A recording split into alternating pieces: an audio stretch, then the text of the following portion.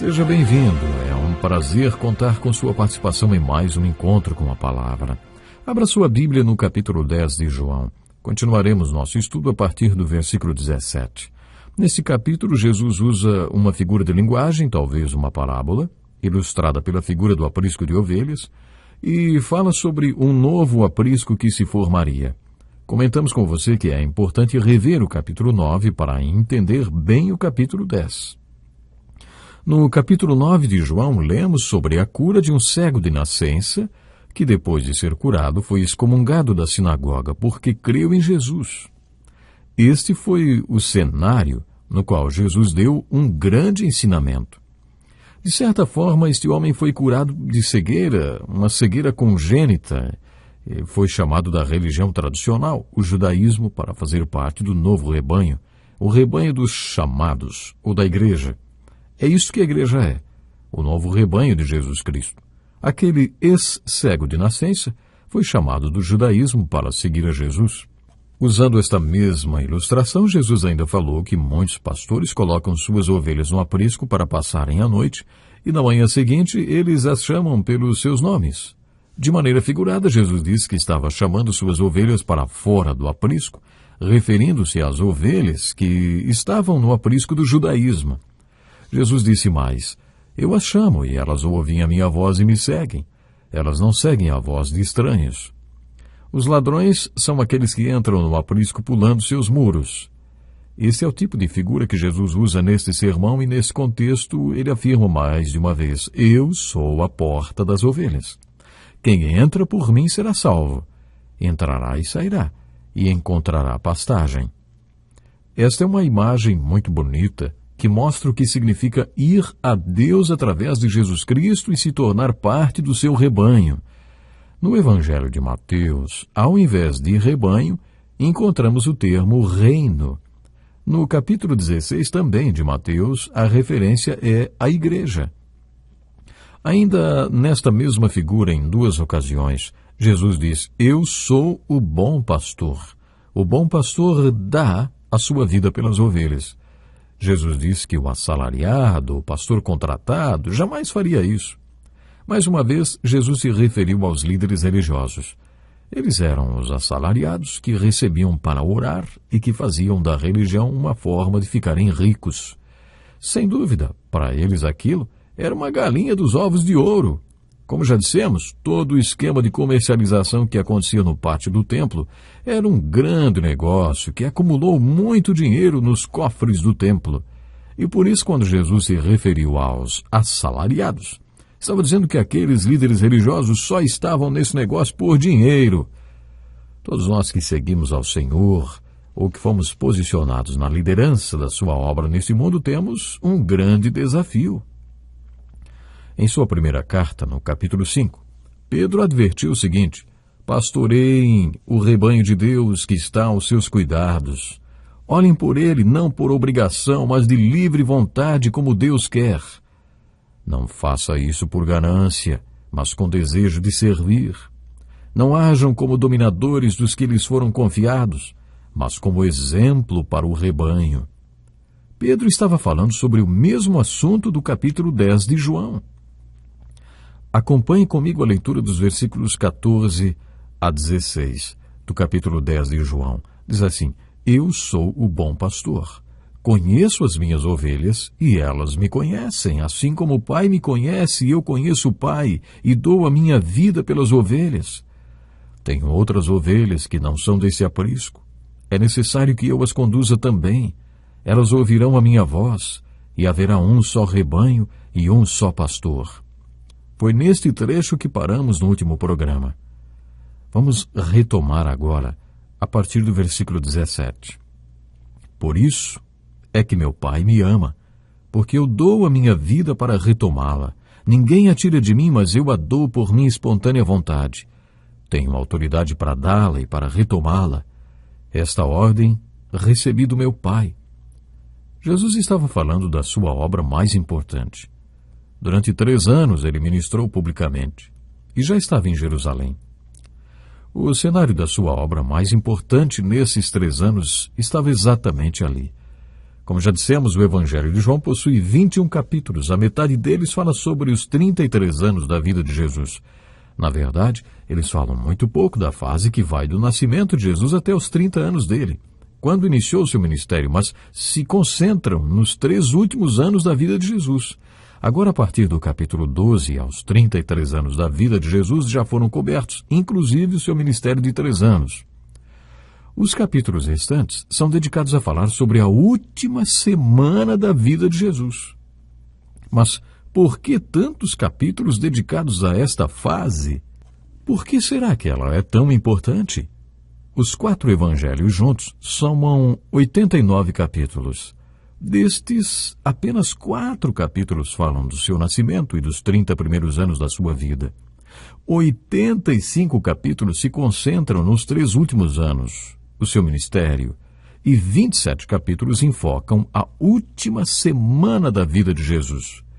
Esta última semana é tão importante porque nela Jesus morreu e ressuscitou. Foi neste curto espaço de tempo que Jesus morreu pelos pecados de todo mundo, pelos seus e pelos meus pecados. No final dos 4 evangelhos e início do livro de Atos, nós, seguidores de Jesus, somos chamados para a grande comissão, para pregar e anunciar o evangelho a todo mundo. Nas cartas de Paulo, por exemplo, em 1 Coríntios, ele apresenta com detalhes o que é o evangelho. Acho que seria constrangedor se o pastor da sua igreja distribuísse papel e lápis para a congregação e pedisse que todos escrevessem a resposta para a seguinte pergunta: o que é o evangelho? Acho que o resultado seria patético. Os 4 primeiros versículos do capítulo 15 de 1 Coríntios trazem a resposta para esta pergunta. No final desta carta, Paulo escreveu: Irmãos, quero lembrar-lhes o evangelho que lhes preguei, o qual vocês receberam e no qual estão firmes.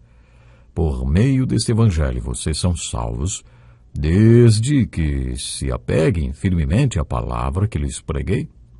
Caso contrário, vocês têm crido em vão, pois o que primeiramente lhes transmiti foi o que recebi, que Cristo morreu pelos nossos pecados segundo as Escrituras, foi sepultado e ressuscitou no 3º dia segundo as Escrituras. Este é o evangelho explícito que deve ser anunciado ao mundo. É sobre isso que Jesus está falando nos versículos 17 e 18. Por isso é que meu Pai me ama, porque eu dou a minha vida para retomá-la.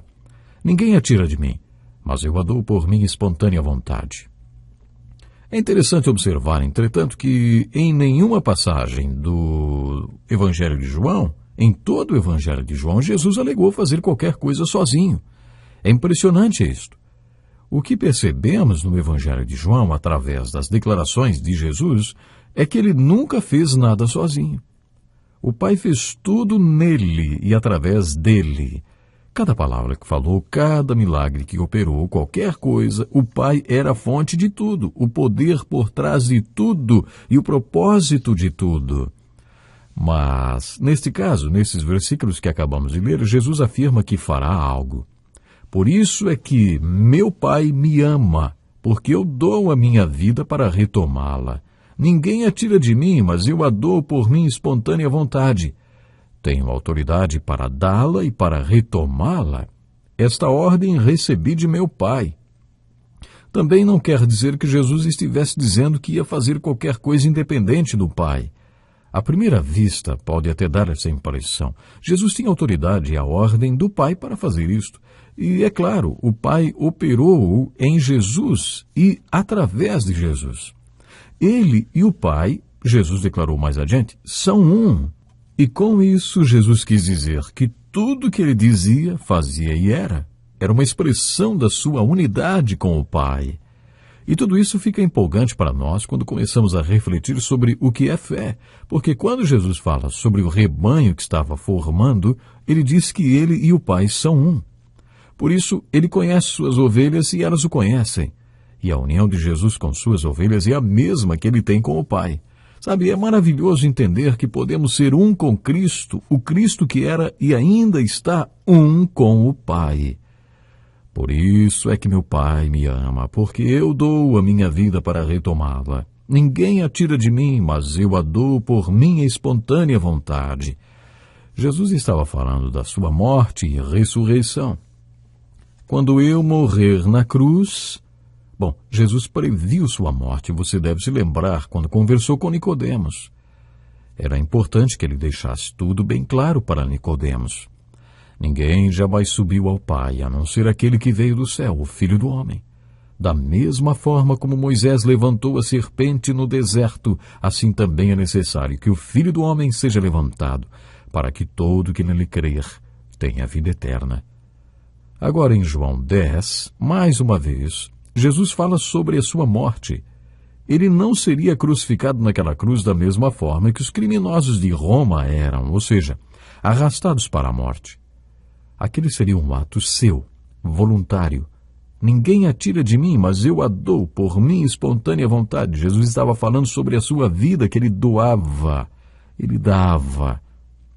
Não deveríamos nos surpreender com os versículos 19 a 21 que diz: diante dessas palavras, os judeus ficaram outra vez divididos. Muitos deles diziam: ele está endemoniado e enlouqueceu, por que ouvi-lo? Mas outros diziam: essas palavras não são de um endemoniado? Pode um demônio abrir os olhos dos cegos? Esses versículos encerram esta parte do capítulo 10 de João. A nova sessão começa no versículo 22. Entre uma e outra sessão podem ter se passado alguns meses, mas falaremos sobre isso no próximo programa. Eu gostaria de lhe convidar desde já, porque vamos estudar a partir do versículo 22, que vai ser, sinceramente, muito, muito importante. Como disse, pode ter se passado algum tempo entre os versículos 21 e o 22.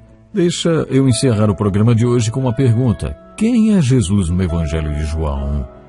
Observe o seguinte, em várias ocasiões fica claro que ele é o Messias. E em muitas outras ocasiões fica bem claro que ele é Deus. Não apenas o Filho de Deus, mas Deus, parte da divindade de Deus. E é exatamente esse Jesus que temos a oportunidade de amar e de servir. Não é maravilhoso isso? Ficamos por aqui. Até o próximo programa. Este é um estudo escrito pelo Dr. Dick Woodward, na voz do pastor Edson Bruno. Até o nosso próximo encontro com a palavra.